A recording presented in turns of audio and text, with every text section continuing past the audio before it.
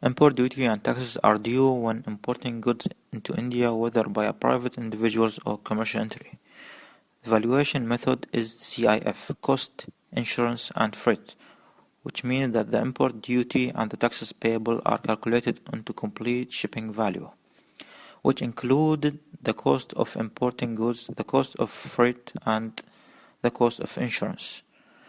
Duty is calculated on the sum of the CIF value and landing charges. Some duties are also based on quantity measurement. In addition to duty, imports are subject to other taxes and the charge such as landing charge, countervailing duty, CESS, and CEX. Duty rates in India can be AD VERM as a percentage of value or specific. Duty rates vary from 0% to 150% with an average duty rate of 11.9%.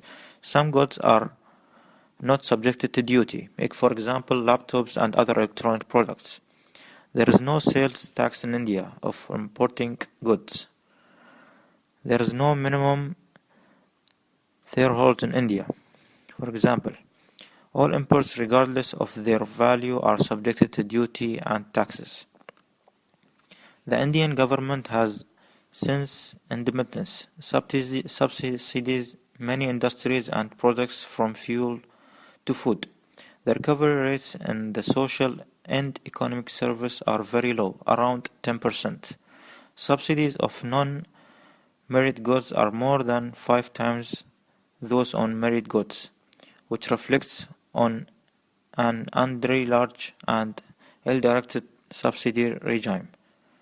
The bulk of subsidies on merit goods go for the construction of roads and bridges, followed by elementary education and scientific research. 78% of subsidies, which is for non-merit economic service, are available to economic pricing. India has upped an ante in its drive to restrict gold import to the world's biggest consumer, introducing regulation that stops just shy of imposing quotas as it tries to stir demand ahead of a key buying season and narrow ironing trade deficits. By trying gold imports directly to export volume, India is effectively trying to cap how much billions can be brought into the country, tightening supplies and driving up local prices. 20% of all goods imports must be used for overseas sales. The Reserve Bank of India said that the money India, which has insatiable appetite for yellow metal, currently exports less than 10%. India rating today retained its 7.7% growth forecast for this year, but called for continuous government intervention to fill the difficulties in physical and social infrastructure spaces for long-term higher growth.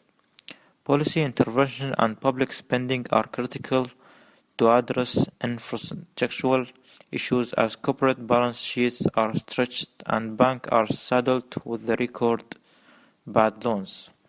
Created using Powtoon.